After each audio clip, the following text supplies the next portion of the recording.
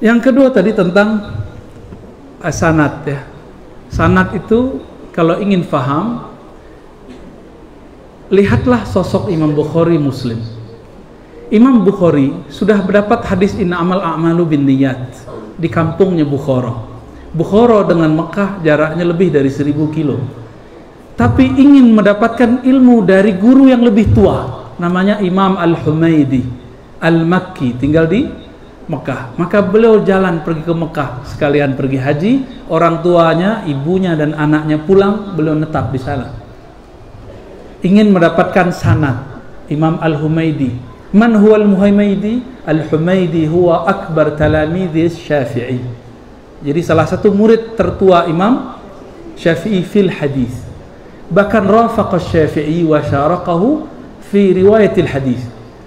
Jadi Imam Syafi'i kalau mau ngaji hadis diambilnya itu Humaidi. Ta'al Humaidi ma'i, syarikni ya. Bersama aku ngambil hadis ke Imam Ibn Uyainah. Jadi Imam Syafi'i enggak gengsi muridnya sepengajian dia. Malah senang. Karena nanti jadi asistennya. Maka beliau menulis kitab Al-Musnad Al-Humaidi. Imam Al-Bukhari untuk mendapatkan sanad itu menempuh lebih dari 1000 kilo. Kami pernah ke Uzbek dan menghitung lewat GPS jaraknya 1400-an kilo untuk dapat sanad. Berapa jumlah sanad Imam Bukhari? 1700. 1700. Gurunya 1700. Leado kini buya kita gurunya 100 saja.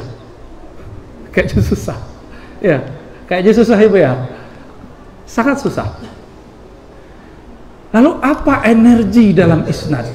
Maka Imam Muslim murid Imam Bukhari mengatakan al-isnad minad-din. Itu di muqaddimah Sahih Muslim. Masa dari dulu bacanya Mukhtasar Bukhari. Kapan baca matan Bukhari? Kapan baca matan Muslim? Katanya utlubul ilma minal mahdi ilal lahdi. Yang qail yang ngomong begini ke muridnya tidak pernah mengangkat kitab, berganti kitab dari kitab yang mukhtasar ke kitab yang lebih besar. Mohon maaf, kitab Mukhtarul Ahadits kok nggak di-update kitab itu? Padahal di dalamnya banyak hadis palsu. Afwan nih, mohon maaf. Kok nggak di-update? Kan sudah banyak kitab lain. Tuh, ini bisa jadi kacau nih sekolah ntar deh.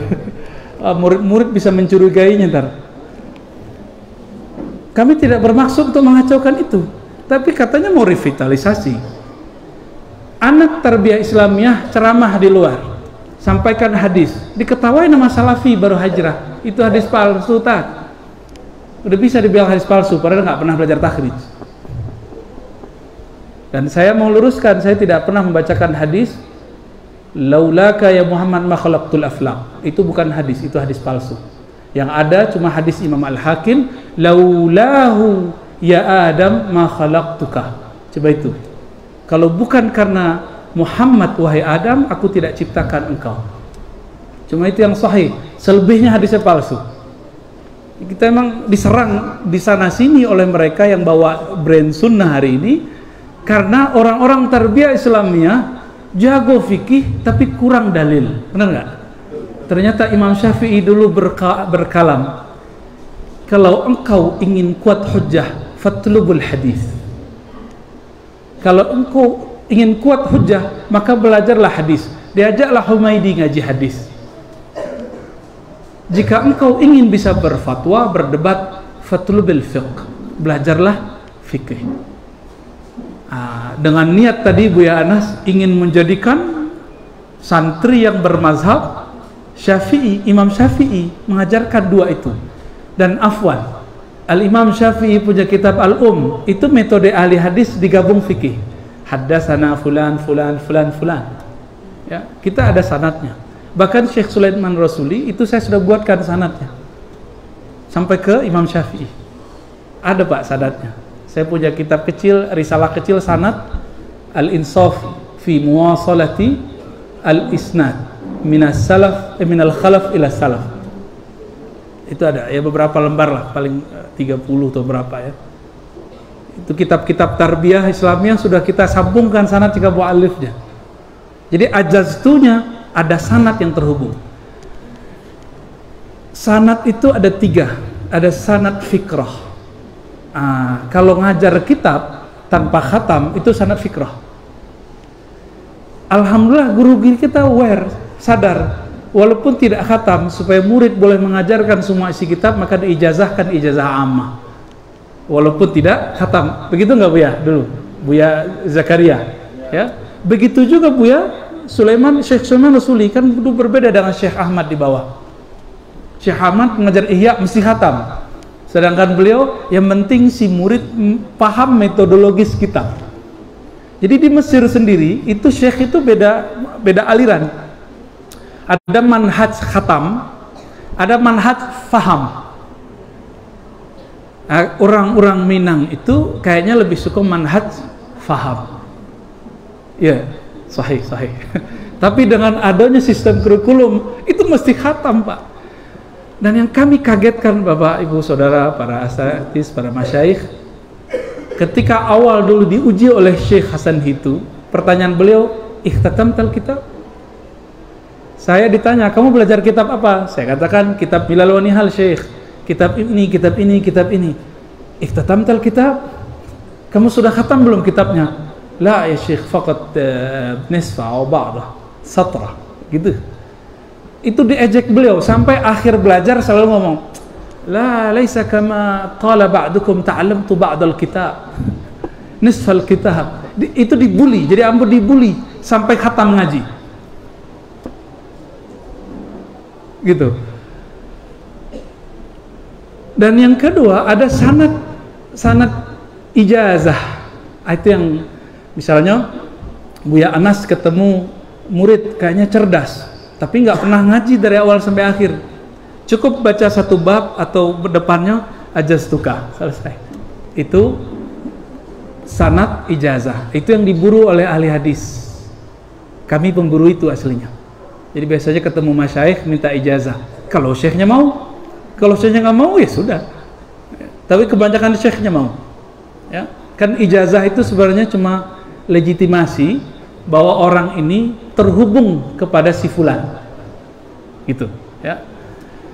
Dan alhamdulillah Maulana Syekh Sulaiman Rasuli itu beliau berguru kepada masyayikh lokal, ya Syekh Abdul Halaban, Maulana Sa'ad, kemudian pindah ke Makkah, ketemu Umar Bajunaid, ketemu Said Al-Yamani, ketemu Syekh Ahmad Khatib Minangkabawi, ketemu Syekh Termasi, dan ketemu masyayikh-masyayikh lain.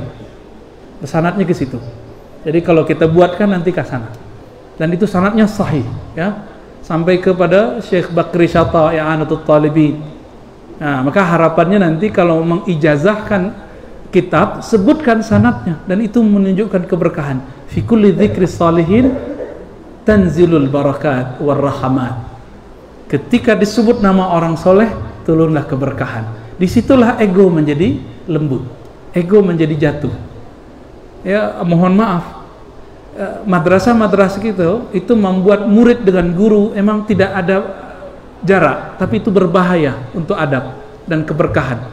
Si murid nanti walaupun pintar tapi kurang adab, akhirnya merasa lebih pintar dari guru. Itu gawat, itu paling gawat, ya. Biasanya kualat atau kualat dulu meremehkan guru, nanti dia punya murid diremehin guru. Jangan marah, itu namanya hal jazaul ihsan illal ihsan. Ya, baik. Dan terakhir sanad ruhani, sanad tarbiyah wassuluk, sanad zikir, sanad suluk, sanad tarekat. Dulu dipadu, katanya ahlus sunnah. Ahlus sunnah kok cuma ngaji kitab? Ada hal yang tidak bisa dipahami di kitab, hanya bisa dipahami ketika kita mengamalkan isi kitab. Itulah zauq. Dan itu harus ada pembimbingnya. Kini banyak amalan-amalan zikir diajarkan di YouTube, dan itu berbahaya, bisa membuat junun, bisa membuat gila. Ya, hati-hati Pak. Jadi jangan sampai adik-adik belajar talqin zikir lewat YouTube, haram. Mesti pakai ijazah talqin zikir dari Buya. Maka dulu waktu Buya Azul Asfi minta talqin kepada Ambo katakan, ish enta izhab ila Syekh Abuya Amilizar, pulang pergi ke Syekh Buya Amilizar, kan masih hidup. Alhamdulillah beliau datang, termasuk Buya, ya. Doktor masih nemu suluk kepada orang yang tidak doktor, ya. Hebat kan? Alhamdulillah. Baik. Jadi yang ketiga apa sanad? Nah, maka Imam Ibn Sirin mengatakan al-isnad minad din. Isnad, bersanad, berguru itu separuh agama. Jadi kalau bahasa Ambo, dinuka syaikhuka. Dinuka syaikhuka. Corak kamu beragama itu tergantung gurumu. Corak kamu, kalau ke anak muda di luar, corak kamu hijrah, guru hijrahmu. Corak guru mursyidmu, itulah kamu. Corak guru kitabmu, itulah kamu. Maka teman-teman adik-adik ini sudah benar ngaji ke sini, ini magnetnya sangat kuat. Tinggal nanti para masyaikh, para asatis di sini menyediakan cahaya talaqi, ya. Itu akan menerangi sekitar-sekitar itu, insya Allah. Insya Allah. Gak usah terlalu terobsesi mengikuti kementerian, itu main-main aja lah, ya. Ya, sembari main-main aja, jangan terlalu serius, ya. Yang serius tuh ngaji kitabnya. Khalas fisik. Maulana al-Imam Ad-Dusuqi mengatakan alam itu cuma dua. Bukan, beliau tidak mengatakan cuma itu terjemahan. Imam yang lebih tua dari Imam Dusuqi siapa? Pengarang kitab Usuluddin, Abu Mansur Al-Baghdadi, menuliskan dalam satu fasal, ulama ikhtilaf ketika menjelaskan alhamdulillahi rabbil alamin. Alamin, la alamain. Alamin, bukan alamain. Maka maksud beliau menyebut alam itu cuma dua, itu bab tentang yang khusus, itu bab spesial, lagi dalam konteks tertentu, ya. Jadi kata cuma dan hanya itu dalam konteks itu maksud beliau. Nanti kalau daurah kita jelaskan insya Allah, ya. Berapa alam di situ disebutkan di kitab Usuluddin? Kalau tadi di dalam konteks yang sederhana ada dua. Di tubuh kita banyak alam loh Pak. Ada alam anasir yang 4, air, api, tanah, udara. Itu udah 4 alam, ya.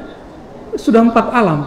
Ada alam masmu'at, pendengaran. Ada alam mubassarat, ada alam ma'qulat, ada alam mahsusat, ada alam zauqiyat. Banyak alam, sangat-sangat banyak alam, ya. Jadi maksud beliau itu konteks tertentu. Imam Al-Baghdadi tadi menyebutkan ikhtilaf ulama, ada yang mengatakan 18.000, ada yang 70.000, dalam 70.000 ada 70.000. Maka disebut Rabbul Alamin. Kelasnya Al-Fatihah. Al-Fatihah Allah berfirman alam, alam, alam, bukan dua alam. Mahuwal alam? Al-alam kullu ma siwallah, kullu ma siwallah. Jadi ngaji kitab kita jadinya. Lah tuh ya. Ale. Apakah nur bisa berhisi?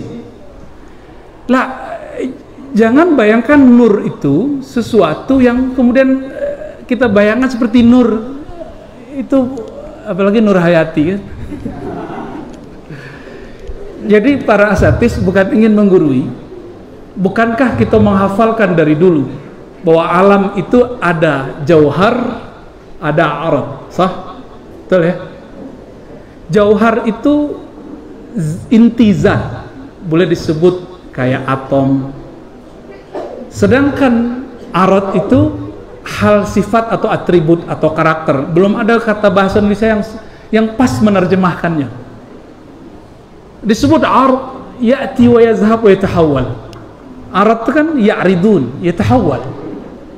Sakit di badan. Badan itu majmu'at minal jawahir, bernama jisim. Jadi apa itu jisim? majtama'a minal jauharain fa aktsar. Yang terkumpul dari minimal 2 jauhar atau lebih disebut dengan jisim. Di badan kita banyak sekali, ribuan bahkan miliaran bahkan triliunan jauhar. Jauhar itu punya ahwal, keadaan yang berubah. Dulu badanmu ketek, kinilah gadang. Dulu ada sakit, kini sehat. Maka al-marad wa sihhah itu adalah arad. Wal arad la yakumu illa ma'al jauhar.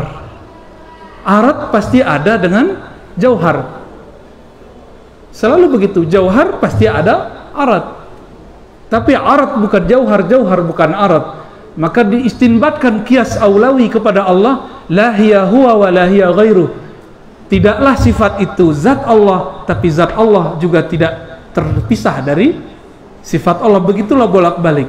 Itu kalau diteruskan banyak yang pusing juga. Hatta murid Harun Nasution itu pusing baca teks itu. Tapi kalau murid canduang tidak pusing lah, ya, insya Allah. Kan jadi daurah kitab jadinya. Nah, ini contoh kita mentakbik.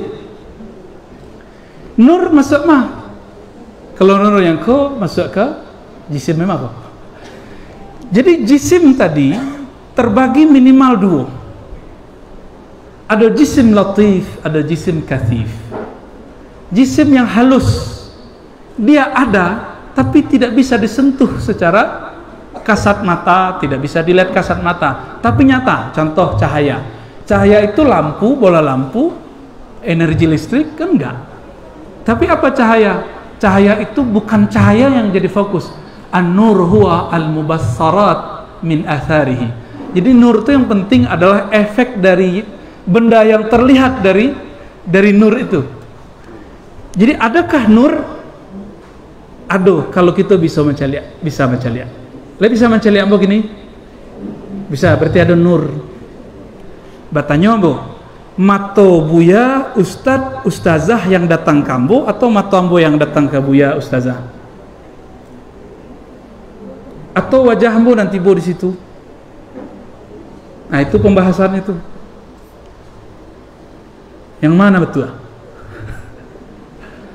Atau indak na pertama, indak na kedua? Bal bainahuma wasilatun ala wahyan nur. Nur apa itu? Nur hissi. Jadi ada nur bernama hissi. Nur itulah jisim. Nah, cahaya matahari itu jisim, hissi. Bisa dirasakan dek mata. Cahaya itu. Tapi ada di Quran tadi ayat yang antum baca, ada nur dari Allah. Atau dalam surah An-Nur, Allahu nurus samawati wal ard. Itu nur apa? Nur yang jisim itu atau nur yang bukan jisim? Minaz zulumati ilan nur. Itu jisim atau maknawi? Panjang nanti. Dan ambo yakin para masyaikh, para asatis sudah faham itu. Tinggal pemetaan itu harus beres. Ada yang kasif, benda kasif yang kita bisa pegang. Buya kok kasif, kok jisim kasif. Rasomani, lain nampak, bisa diraso, makanya latif. Baik, boleh. Bau harum, le bisa diceli, tapi bisa dihirup, halus, latif. Sedangkan parfumnya, cairannya disebut kathif. Nur itu begitu. Nur menurut hissi itulah. Tapi ada nurul aql. Itulah yang yukhrij minaz zulumati ila nur. Itu nur aqli, ilmu. Ada nur dzauqi. Apa kata Nabi dalam hadis sahih Muslim? Nabi berdoa setiap kali jalan keluar salat subuh. Hadis sahih Muslim, silakan diamalkan. Jadi Nabi kalau keluar, kaki pertama keluar, Allah maj'al fi qalbi nurah. Ya Allah, jadikan, terbitkan nur di kalbuku. Nur apa itu? Nur apa itu? Bukan latif, bukan kasif, itu nur zauqi. Hanya bisa dirasakan. Sayyidatuna Aisyah radhiyallahu taala anha berdebat dengan Ibnu Abbas.